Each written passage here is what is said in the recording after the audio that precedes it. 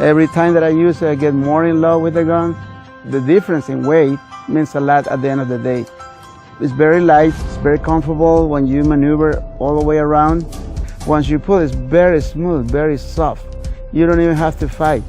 Just barely pull it and the trigger goes all the way. With one gun, you can have your 2 fingers, or you can put it in 4 fingers or even 3 fingers. With other guns, you can't do that.